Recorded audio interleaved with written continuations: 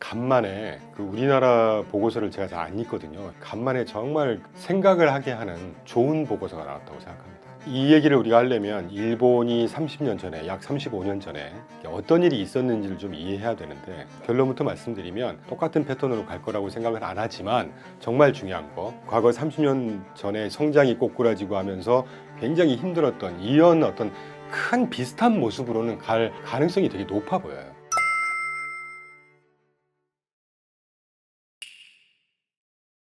사실은 일본의 잃어버린 30년은 그들의 잘못도 있었고 미국과의 무역 전쟁에서 패한 원인이 있죠. 1985년도에 그 유명한 플라자 합의라는 걸 합니다. 좀 재미삼아 배경 설명드리면 2차 세계대전 이후에 일본이 히로시마 원폭 맞고 원폭 2번 맞았잖아요. 그래서 완전히 거덜났었어요. 경제 기반이 아예 사라졌었습니다. 근데 그거를 미국이 베트남 전쟁하고 한국 전쟁하고 하면서 군수 물자 생산 기지를 일본에 설치를 해요. 그러니까 지금도 달러가 금값이지만 그때는 더 금값이었겠죠. 막대한 달러가 일본으로 쏟아져 들어갑니다. 그걸로 산업의 기반을 만들고 굉장히 부강해졌었어요. 그런 걸 기반으로 해서 전 세계 수출 시장 2차 세계대전 이후에 한 2010년도까지라고 저는 보는데, 그때까지 자유무역, 이 무관세 장벽 내리면서, 관세 장벽 내리면서 자유무역했던 이 시기에 가장 수혜를 받던 나라 두 개 국가가 일본과 독일입니다. 그 중에 일본이었어요. 그러니까 실제로 그때 우스갯소리로 도쿄에 있는 부동산을 다 팔아서 그 돈 갖고 미국을 다 사버린 수도 있다, 이런 어떤 우스갯소리가 있었다고들 합니다.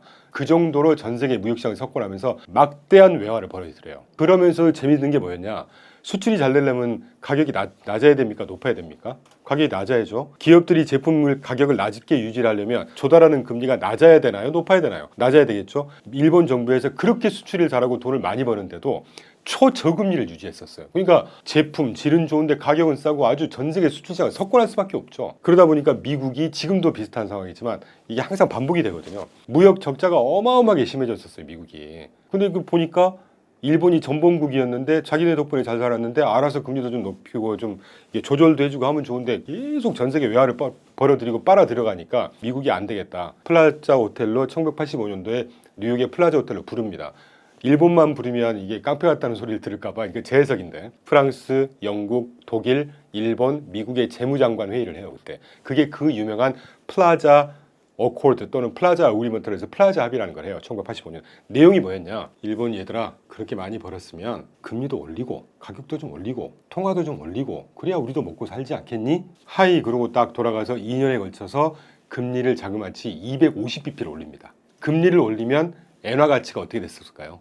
적어도 2배 이상 상승했겠죠. 굉장히 좋았던 품질 100원짜리 샀던 게 2년 있다 보니까 이게 300원, 400원이 된 거예요.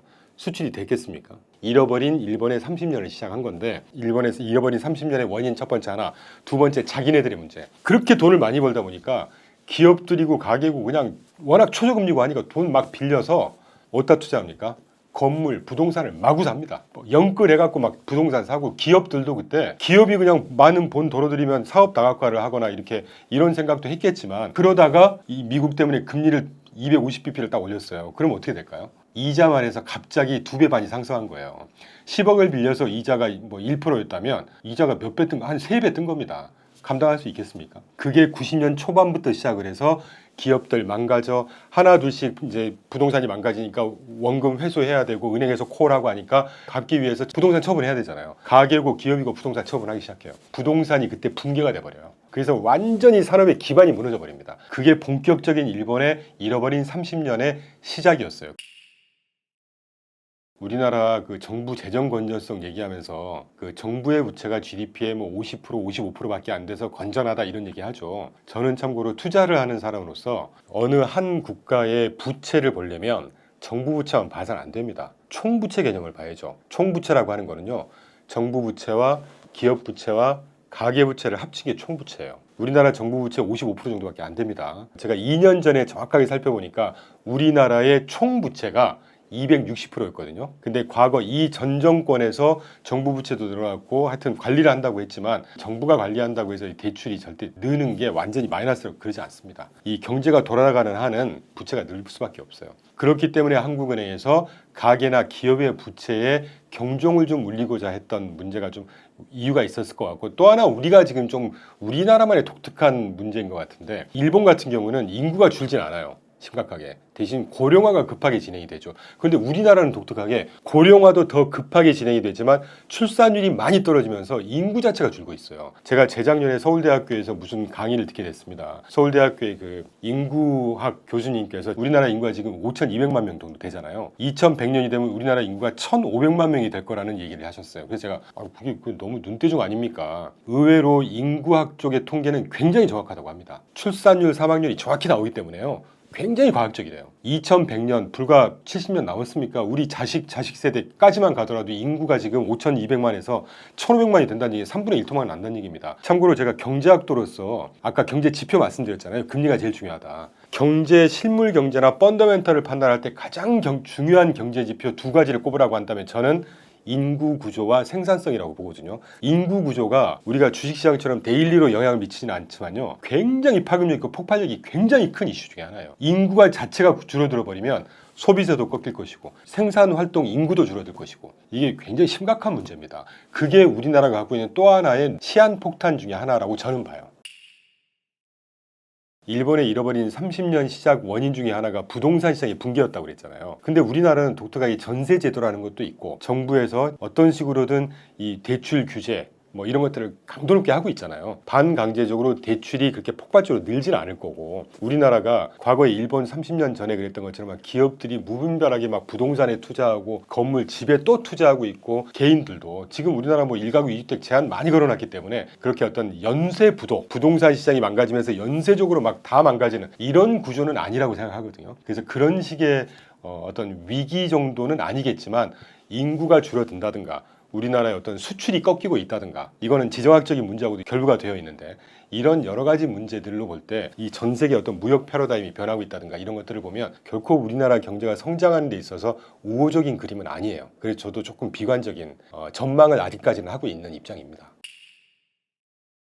우리 개인은 어떻게 이걸 대처할 거냐. 제가 다른 여러 얘기 다 빼고요. 잃어버린 30년이 시작된 얼마 안 있다가 그때 우리나라 성씨가 제일 많은 게 김씨잖아요. 일본에 제일 많은 성씨가 와타나베라고 합니다. 그래서 와타나베 부인이라고 해요. 일본의 소위 각 가계의 재무부 장관분들께 성이 다 와타나베였어요. 그래서 와타나베 부인 자금들이 그때 당시에 돈을 어떻게 이걸 굴릴까 지킬까를 고민을 했겠죠. 그때 당시에 와타나베 부인들이 투자를 하려고 보니까 국내 경제는 막 박살나 있고 부동산 다 박살나 있고 주식시장 좋았겠습니까? 주식시장 일본 주식시장 뜬 지가 불과 2, 3년밖에 안 됐습니다. 30년 내내 바닥이었어요. 어디다가 투자했겠습니까? 그 와타나베 부인들이 막대한 장롱 속에다 갖고 있었던 엔화 달러를 그때 내린 답이 성장률이 좋고 상승을 하는 추세인 해외 시장에 투자를 해야 되겠구나. 그래서 해외로 투자를 하기 시작합니다. 이게 N 캐리 자금이에요. N에서 타서 와서 운용했던 자금이라고 해서 N 캐리 트레이드 자금이라고 합니다. 우리나라도 이제 김씨가 제일 많나요? 김씨 부인들께서 코리아 트레이드, 원 캐리 트레이드를 시작하셔야 된다고 봐요. 꼭 미국에 하셔라. 저는 개인적으로 성장성이 가장 담보가 되고 투명하고 공부한 만큼의 리워드를 주는 시장이 미국 시장이라고 생각하기 때문에 저는 제 채널을 통해서 미국에 투자하시라고 강조를 드릴 겁니다.